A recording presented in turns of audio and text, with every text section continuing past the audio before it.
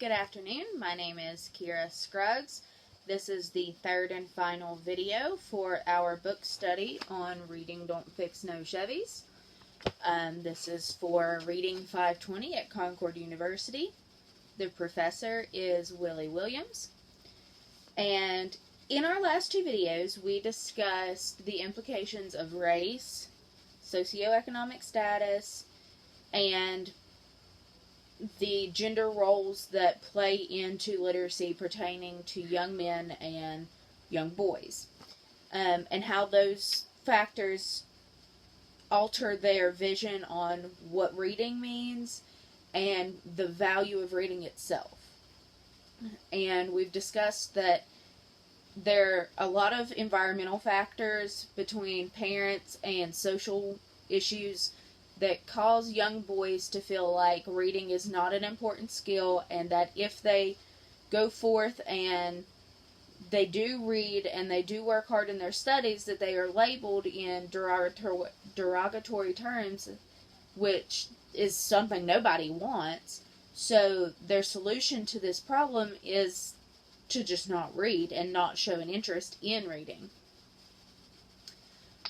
Today's video will be our final video. So the last thing I want to talk about is the implications for teaching, and this starts on 184. There have been a number of researchers that have questioned the quality of the research that's been done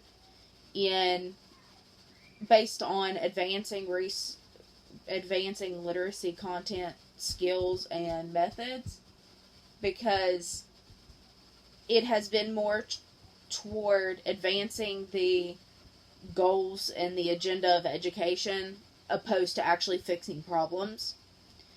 And 185 asks us the question, why do we teach? Very open-ended question that has a billion combinations of answers.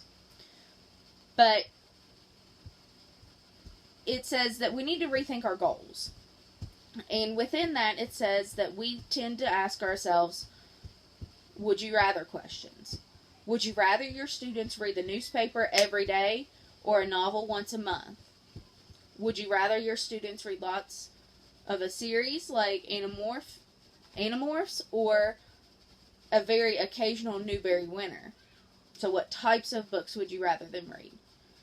And would you rather your students always did their homework but rarely read, or they often read but didn't do their homework? Now, both sides to all three of those questions have legitimate answers. They need to do their homework, but if they're reading, what's more important? Reading for enjoyment, or, oh man, I'd like to be reading, but instead I'm going to do this math paper.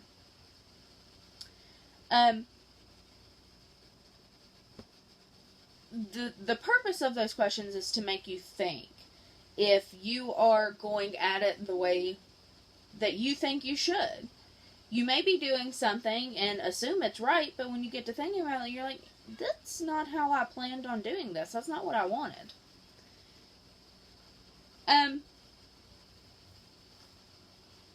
The next question is the question of caring.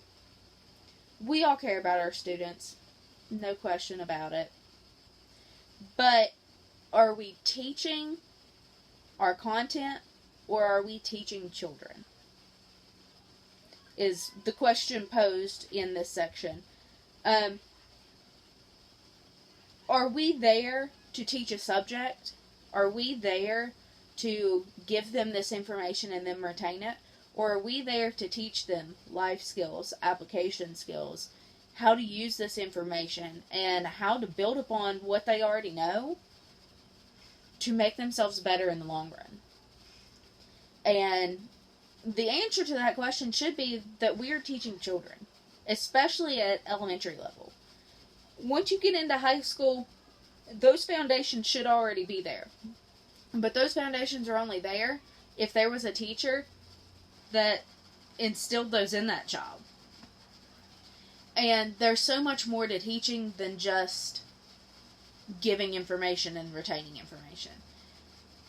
we are the nurses, we are the counselors, we are the mediators, we are the parents in a lot of cases that these children aren't getting outside of our classrooms. And we have to be all of that for them before we can worry about giving them information and them being able to apply that to their life.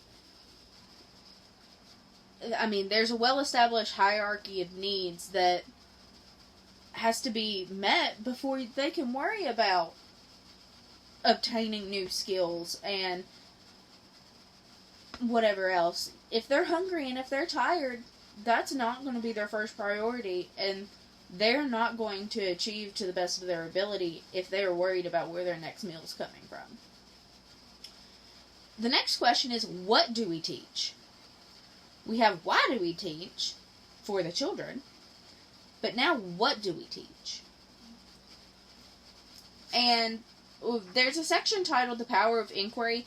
I feel like inquiry-based learning has taken off in the last few years because it used to be that you'd never heard about inquiry-based or question-based or research-based learning or units or lesson plans, but now, especially on a county level, they are pushing for this with all the STEAM and STEM and all of these activities that they're wanting these children to be part of. Those are question-based, inquiry-based, research-based learning activities. And it allows them to learn in a different way, as well as exploring their own skills and abilities without having to sit down, be quiet, do what I say.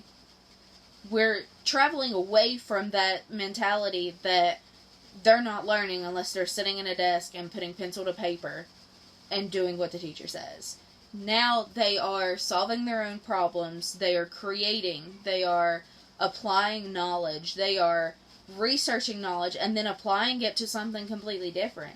And that's one advantage I feel that I have as a young teacher, a new teacher, is that I'm completely open to all of these things.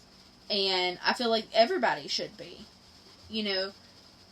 A teacher that's going to sit behind her desk and give an assignment and pass out a worksheet is not a teacher at all. It's a time consumer. That's pretty much all that's good for, is to take up time until they go back home. Next, the book talks about selecting your texts. We talked about this in the first video about how important it is to have texts that interest your students, and especially on an elementary level. Once they get into secondary elementary, they're going to have to read things they don't like, based on informational text and required information that their teacher is not going to read to them. They are going to be responsible for going home and reading chapter 7 in their history text to be ready for the pop quiz tomorrow. That's just how it goes. But in order to get them to the point where they do that, and they do that effectively, and they comprehend what they're reading, we have to have a basis that is positive. We can't have a negative basis and expect them to continue on a positive track on what they plan on doing in high school or even in college. How hard is too hard? A student, when confronted with a difficult text,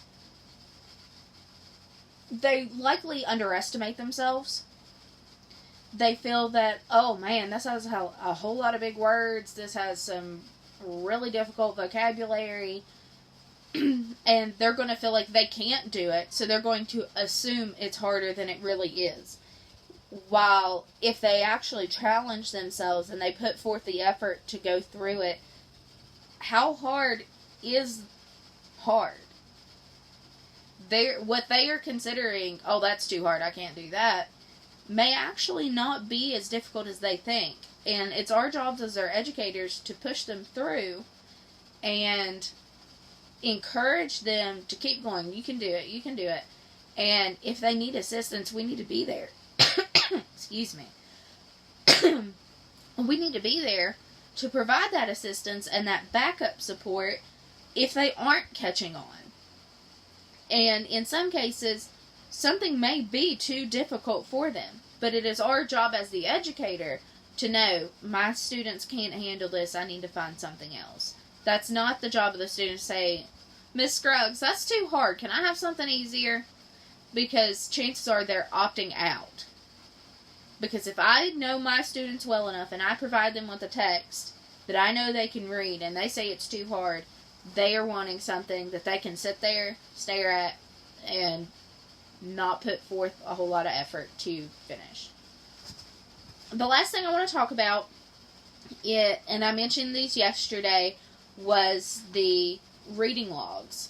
And this is something that I definitely feel would be useful in secondary, because the students, what they were to do, they charted their day from the time that they woke up to the time that they went to bed. And every time that they read, or every time that they looked at something that involved reading, whether it was a recipe, whether it was homework, or whatever they had to do, they had to write down how long they spent, why they were working on it, and what it was.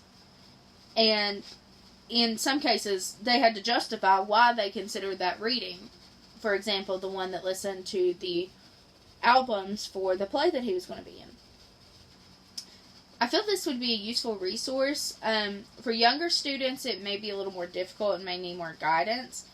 But this would give you a real outlook into how much they are reading on a daily basis on their own, without assistance, or without assignments. But as long as they are reading, there's hope. And building on that hope and encouraging them and giving them a positive outlook on reading and literacy itself is the key to getting students that we have, like I said, mostly elementary, to grasp a love for reading, a love for literacy, and to carry that with them through the rest of their education. If they have a negative outlook on it, they're going to struggle. They're not going to achieve to the greatest of their ability. And they are likely going to give up on reading itself, because it does get more difficult as it goes on. And that's not something our students need. They have enough problems as it is, and so many of them have negative home lives. We need to be a positive force in their education that leads them to greater things. But that's the conclusion of our last video. This was a book study on Reading Don't Fix No Chevys, a literacy in the lives of young men. This is a winner of the David Russell Award. The authors are Michael Smith and Jeffrey Willem. If I can recommend another text that would be beneficial for a teacher on the outlook of our students, is The Glass Castle. It gives, it's actually based, part of it, in West Virginia. It's a really good book. It's just something you should read, and it makes you think a lot.